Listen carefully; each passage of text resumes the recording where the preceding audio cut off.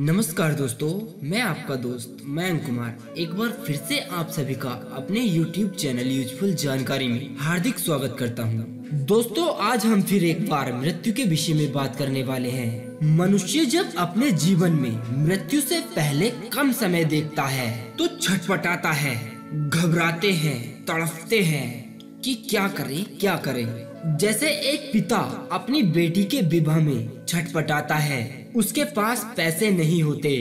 जिस पिता के पास पैसे नहीं होते और उसकी बेटी का विवाह उसके सर पर होता है तो वो छटपटाता है कि कहां से लाऊं पैसे, क्या करूं, कैसे होगा ये। वो बहुत चिंता करता है कि कहीं किसी कारणवश उसकी बेटी की बारात उसकी दहलीज से वापस न लौट जाए। ऐसे ही मनुष्य जब अपनी मृत्यु का समय नजदीक देखता है, जब उसके मरने में केवल 1 घंटा शेष रह जाता है।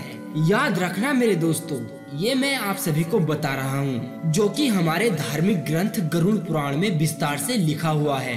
जब आपके मरने में 1 घंटा शेष रह जाता है तो उस समय से 1 घंटा पहले से आपके जन्म से लेकर आज तक की पिक्चर आपकी आंखों के सामने चलने लगती है। फिर आपको ये दुनिया और इस संसार के लोग नजर नहीं आते हैं। अक्सर आपने देखा होगा कि जब व्यक्ति का अंतिम समय चल रहा होता है और उसे देखने के लिए पड़ोसी आते हैं तथा मेहमान आते हैं और उससे कहते हैं कि हमें पहचानो, तो वो व्यक्ति उस समय अपने आप को पहचानने में व्यस्त रहता है।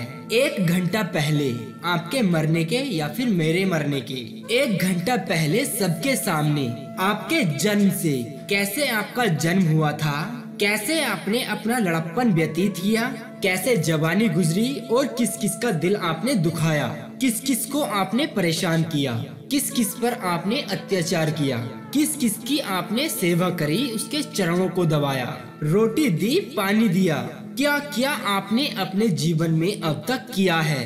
वो सारी पिक्चर केवल 1 घंटे में परमात्मा आपको दिखा देता है और वो पिक्चर देखकर इंसान और तुरंत भगवान आपको हिसाब भी दे देते हैं कि तुझे नर्क जाना पड़ेगा। देख, तेरे नर्क या स्वर्ग जाने से पहले भगवान तुझे दिखा देते हैं कि देख, तुझे नर्क जाना पड़ेगा या स्वर्ग जाना पड़ेगा, तुझे वैकुंठ प्राप्त होगा या गोलोक प्राप्त होगा, या तुझे फिर से ये मृत्यु लोक प्राप्त होगा।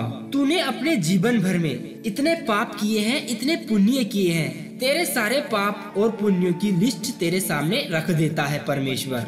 अब आप चाहेंगे कि मैं अब भागवत सुन लूं, अब मैं राम नाम का नाम जप लूं, अब मैं कुछ दान कर लूं, पुण्य कर लूं, चाहकर भी आपकी मनसा है करने की, पर आप नहीं कर सकते हैं क्योंकि आपका वक्त गुजर चुका है, यानी पूरा हो चुका है। इसलिए मेरे भाइयों, मैं आपसे कहता हूँ, अभी आपके पास वक्त है। इन हाथों को किसी की सेवा के लिए बढ़ाइए, अपने धन को धर्म की ओर बढ़ाइए, कल्याण होगा आपका। दोस्तों, यदि अगर हमसे इस वीडियो में कुछ गलत कह दिया गया हो तो कृपया आप हमें अपने से छोटा भाई समझकर क्षमा कर देना।